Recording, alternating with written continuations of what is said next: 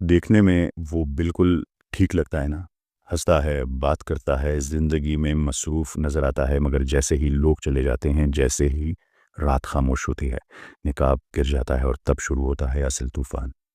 Anxiety, depression اور وہ نہ ختم ہونے والا چکر، کاش ایسا ہوتا، کاش ایسا ہو جاتا۔ دنیا میں ہر 8واں شخص کسی نہ کسی مینٹل ڈس آرڈر کا شکار ہے۔ یہ تقریباً 970 ملین یعنی 1 ارب انسان ہیں۔ ان میں سے 280 ملین ڈپریشن اور 300 ملین انزائٹی ڈس آرڈر سے متاثر ہیں، اور یہ گنتی بڑھ رہی ہے، خاص طور پر نوجوانوں میں۔ اور حیرت کی بات یہ ہے کہ زیادہ تر لوگ جو انزائٹی یا ڈپریشن میں مبتلا ہوتے ہیں بالکل نارمل دکھائی دیتے ہیں۔ وہ کام پر جاتے ہیں، ہنستے ہیں، تصویریں پوسٹ کرتے ہیں فیلنگ بلیسڈ کے کیپشن کے ساتھ، مگر اندر سے وہ ٹوٹے ہوئے ہوتے ہیں، کیونکہ انسان عوام میں نہیں ٹوٹتا، وہ تنہائی میں بکھر جاتا ہے۔ اب ذرا سائنس کی طرف آتے ہیں۔ کوانٹم فزکس میں ایک تصور ہے، کوانٹم لیپ۔ جب ایک الیکٹران ایک مدار سے دوسرے مدار میں جاتا ہے تو وہ آہستہ آہستہ نہیں بڑھتا، وہ اچانک جمپ کرتا ہے۔ ایک لمحے میں وہ یہاں ہوتا ہے، اگلے لمحے وہاں، بس یوں ہی۔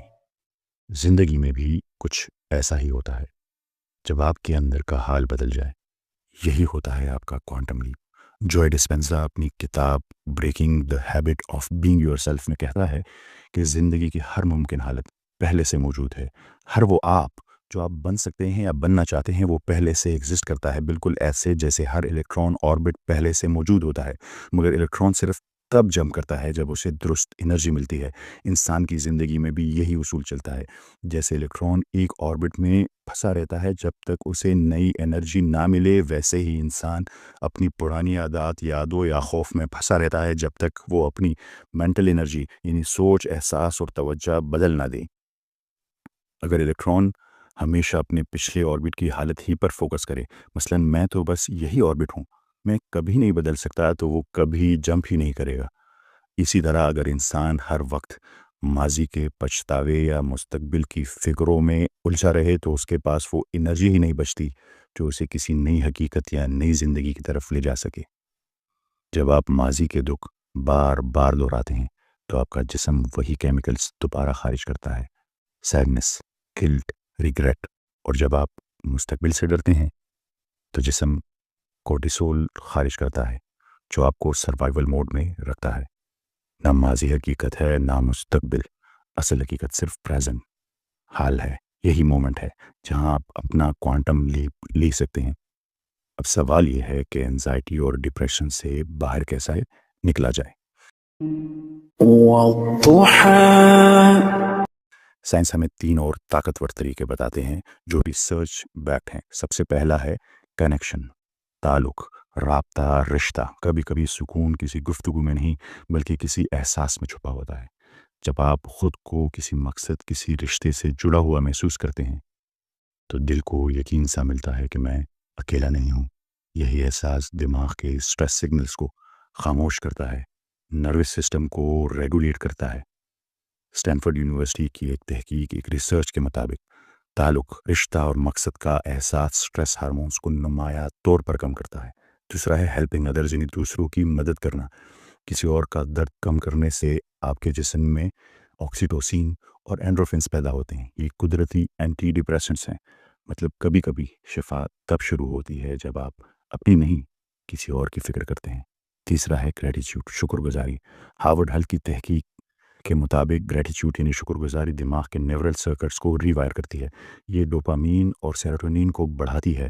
یہ کیمیکل جو اینٹی ڈپریسنٹ نشانہ بناتے ہیں، یہ صرف عادتیں نہیں، یہ آپ کو واپس پریزنٹ یعنی حال میں لے آتی ہے جہاں سکون اصل میں رہتا ہے۔ اور اس کا مطلب یہ ہوا کہ سائنس کے مطابق انسان کو انزائٹی اور ڈپریشن سے نکلنے کے لیے 5 چیزوں کی ضرورت ہوتی ہے۔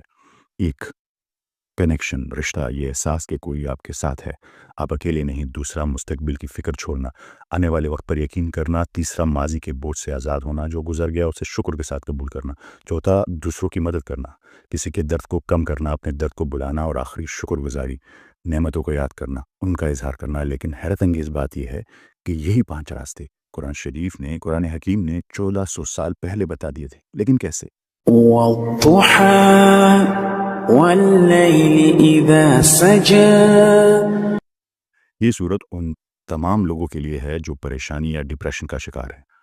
اور تب رب نے فرمایا ما ودعك ربك وما قلى۔ پہلا کنیکشن ورس 3 میں، ما ودعک ربک وما قلی، تمہارے رب نے نہ تمہیں چھوڑا ہے نہ تم سے ناراض ہوا ہے۔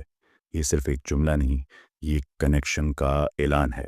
جب انسان خود کو تنہا محسوس کرتا ہے تو دماغ کے اندر ایمگڈیلا فعال ہو جاتا ہے۔ یہی حصہ خوف اور انزائٹی پیدا کرتا ہے، لیکن جب انسان کو یقین ہو کہ وہ اکیلا نہیں، کہ اس کا رب اس کے ساتھ ہے، تو یہ فیئر سینٹر پرسکون ہو جاتا ہے اور نروس سسٹم دوبارہ بیلنس میں آ جاتا ہے۔ یہی وہ لمحہ ہے جب ایمان نیورو سائنس سے ملتا ہے۔ دوسرا فیوچر کے بارے میں ورس 4 اور 5، وَلَلْآخِرَةُ خَيْرٌ لَكَ مِنَ الْأُولَىٰ، اور جو آنے والا ہے وہ تمہارے لیے بہتر ہے۔ وَلَسَوْفَ يُؤْتِيكَ رَبُّكَ فَتَرْضَىٰ، اور تمہارا رب تمہیں اتنا دے گا کہ تم راضی ہو جاؤ گے۔ یہ مستقبل کے خوف کے خلاف ڈیوائن ری ایشورنس ہے۔ نیورو سائنس کہتی ہے انسان جب بار بار فیوچر وری لوپ میں جاتا ہے تو دماغ کا default mode network over active ہو جاتا ہے اور اینزائٹی بڑھتی ہے۔ قرآن اس لوپ کو توڑتا ہے کہ کل تمہارا دشمن نہیں، وعدہ ہے وہ اچھا ہوگا۔ یہ آیت دراصل ایک روحانی کوانٹم لیپ کی بنیاد رکھتی ہے، جہاں انسان اپنی توانائی خوف سے یقین میں منتقل کرتا ہے۔ تیسرا پاسٹ ورسز یعنی آیت 6 سے 8، الم یجد کا یتیما فآویٰ، کیا ہم نے تمہیں یتیم نہیں پایا اور پناہ نہیں دی؟ ووجدک ضالا فہدیٰ، اور تمہیں راستہ نہ جاننے والا پایا تو رہنمائی دی۔ ووجدک عائلا فاغنیٰ، اور تمہیں محتاج پایا تو غنی کر دیا۔ یہ آیت ہمیں ایک نفسیاتی اصول سکھاتی ہے کہ ماضی کو یاد کرو مگر زخموں کے لیے نہیں، شکر کے لیے۔ سائیکالوجی کہتی ہے جب انسان گریٹیچیوڈ بیسڈ ریکال کرتا ہے، یعنی ماضی کو شکر کی نظر سے دیکھتا ہے، تو دماغ میں سیروٹونین بڑھتا ہے اور ڈپریشن سرکٹس کمزور پڑ جاتے ہیں۔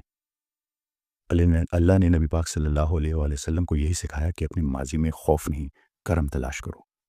Next, helping others verse 9 to 10، فَأَمَّا الْيَتِيمَ فَلَا تَقْهَرْ، یتیم پر سختی نہ کرو۔ وَأَمَّا السَّائِلَ فَلَا تَنْهَرْ، اور سائل کو مت جھڑکو۔ یہ وہ مقام ہے جہاں ایمان اور ایمپتھی ایک ہو جاتے ہیں۔ سائنس کہتی ہے جب ہم کسی کی مدد کرتے ہیں تو جسم میں آکسیٹوسین اور اینڈروفنس بڑھتے ہیں۔ یہ قدرتی اینٹی ڈپریسنٹس ہیں، یعنی جب آپ کسی کے زخم پر مرہم رکھتے ہیں تو آپ کے اندر کے زخم بھی بھرنے لگتے ہیں۔ اللہ نے نبی پاک صلی اللہ علیہ وآلہ وسلم کو دکھوں کے بعد یہی راستہ دکھایا، دوسروں کو سہارا دو، سکون خود تمہارے پاس لوٹ آئے گا۔ اور آخری ہے شکر گزاری، وَأَمَّا بِنِعْمَتِ رَبِّكَ فَحَدِّثْ، اور اپنے رب کی نعمتوں کا ذکر کرو۔ یہ آیت دل کا دروازہ بند نہیں کرتی، کھولتی ہے۔ ہارورڈ ہیل کہتی ہے گریٹیچیوڈ دماغ کو ری وائر کرتی ہے، ڈوپامین اور سیروٹونین کو بڑھاتی ہے جو خوشی اور اطمینان کے ذمہ دار ہیں۔ قرآن ہمیں وہی بات یاد دلاتا ہے جو سائنس اب کہتی ہے کہ شکر گزاری صرف عبادت نہیں، ایک بایولوجیکل ہیلنگ میکانزم ہے۔ سورہ دوحہ دراصل روحانی کوانٹم لیپ کا درس دیتی ہے۔ ماضی کے دکھ چھوڑو، مستقبل کے خوف سے آزاد ہو جاؤ اور اپنی توانائی، اپنی دعا، اپنی نیت ابھی پر مرکوز کرو۔ اگر آپ وہ شخص ہیں جو سب کے سامنے ہنستا ہے مگر اکیلے ٹوٹ جاتا ہے، تو یاد رکھیں آپ ٹوٹے ہوئے نہیں ہیں، آپ ٹرانزیشننگ میں ہیں۔ بس ایک لمحے کی آگاہی، ایک شکر سے بھرا دل، ایک خالص تعلق، کسی کی مدد۔ جب انسان ماضی کے بوجھ اور مستقبل کے خوف کو چھوڑ کر خلوص سے کسی اور کے کام آتا ہے، تب دل کو وہ سکون ملتا ہے جو کسی دوا سے نہیں ملتا۔ اور آپ ہی اپنا کوانٹم لیپ لے سکتے ہیں۔ جیسے الیکٹران رکنے کے لیے نہیں بلکہ اٹھنے کے لیے بنایا گیا ہے، ویسے ہی آپ بھی، آپ کو رکنا نہیں، آپ کو اڑنا ہے۔ اور اگر آپ انزائٹی ڈپریشن سے نہیں گزر رہے تو آپ کے آس پاس کوئی گزر رہا ہوگا۔ میری ذمہ داری تھی آپ تک یہ پیغام پہنچانا، آپ کی ذمہ داری ہے یہ پیغام اوروں تک پہنچانا۔